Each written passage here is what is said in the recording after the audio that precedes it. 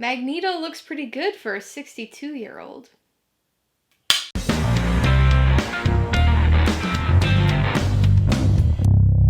Hey everybody, welcome to Mainly Movies. Today I'm going to be talking about the 2019 X-Men franchise finale, Dark Phoenix. If you're new here, please consider subscribing for a variety of movie-related content like reviews, ranked lists, and trailer reactions. All of my reviews include a breakdown of the pros and cons of the movie, my rating, and some tailored film recommendations, so be sure to watch through to the end of this video for all of that extra content. Dark Phoenix stars Sophie Turner, James McAvoy, Michael Fassbender, and Jessica Chastain, and was directed by Simon Kinberg. It's the 12th installment in the X-Men franchise and adapts the Dark Phoenix saga from the comics, in which Jean Grey, played by Sophie Turner, absorbs a powerful cosmic entity and struggles to maintain control of her powers, putting everybody, including her own team, at risk. I have to start by saying that Dark Phoenix is not the absolute train wreck of a movie that Rotten Tomatoes and, frankly, most reviewers have made it out to be.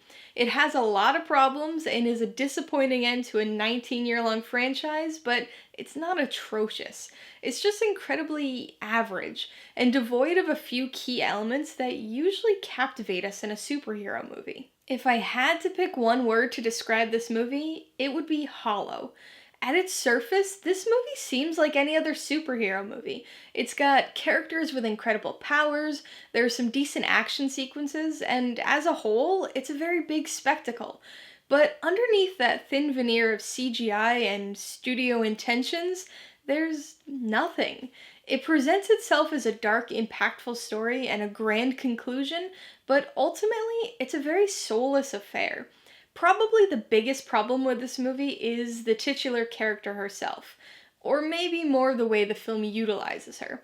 There's not enough time devoted to building up her character here.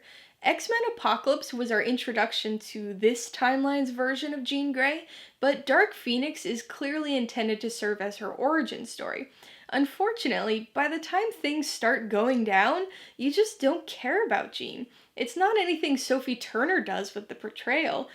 It goes back to the hollowness that I mentioned before.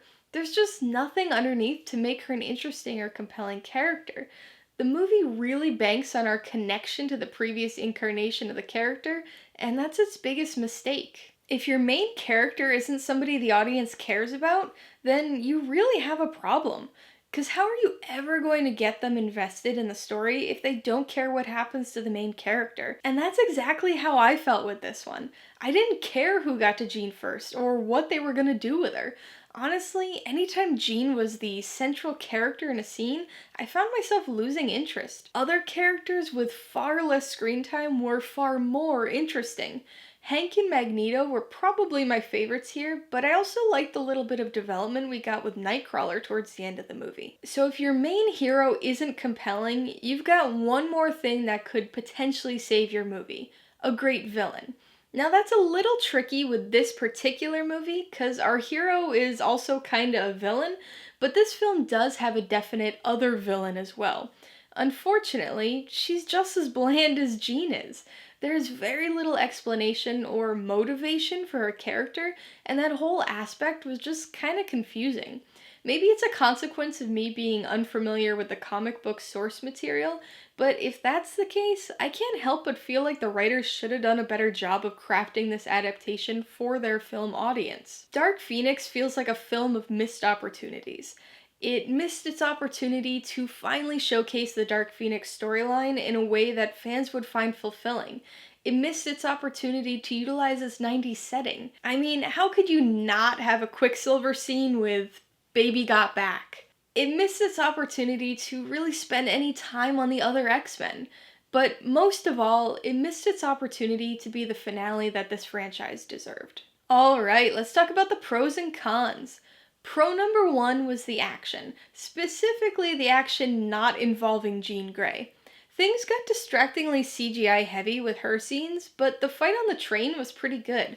The disposable enemies prevented it from being exceptionally good, but at least we got to see characters like Magneto and Nightcrawler showcase their powers in some cool ways. On the con side, the biggest issue is Jean Grey. Sophie Turner does a fine job with the acting side of things, but the writing for the character was just plain bad. She's a fairly boring character, and the story does nothing to make us care about her or her fate. There was also something a bit off-putting about the portrayal of her power coming as a form of weakness due to her inability to keep it under control. Con number 2 was the weak villain. As with Sophie Turner, I think Jessica Chastain did fine performance-wise, but the development of her character was virtually non-existent, so she just appeared to be a very underwhelmingly generic alien villain, who was written to give boring, monotone line delivery. I'm gonna give Dark Phoenix 2.5 out of 5 paws. It's not the irredeemably horrible film that many people are making it out to be, but its numerous issues ensure its position as one of the worst X-Men films. I would recommend Dark Phoenix to people who just want a superhero spectacle film. The story isn't particularly well done, and it doesn't have the comedy or fun of an MCU movie, but if you just want to go and watch superheroes fight and make stuff blow up while you eat some popcorn, this movie will get the job done. If you liked Dark Phoenix, I would recommend that you check out X-Men: The Last Stand for another take on the Dark Phoenix saga in this exact same franchise. It's pretty universally panned by critics and franchise fans alike, but I think its bad rap is also overhyped like Dark Phoenix is. I would also recommend Brightburn for a little bit more focus on an evil superhero. It's a very different type of movie and certainly more of a horror, but there are some character similarities. Alright, a couple questions for you guys. Number 1, have you seen Dark Phoenix? If so, what'd you think of it? And number 2, what do you think the likely MCU-based future holds for the X-Men? Be sure to leave your answers in the comments below so we can get a discussion going. Alright, so if you got some enjoyment, insight, or information out of this review, I'd appreciate it if you'd hit that like button. And if you haven't done so already, please hit subscribe while you're at it so you can see more videos like this. Till next time, this has been Alyssa with Mainly Movies, the way life should be.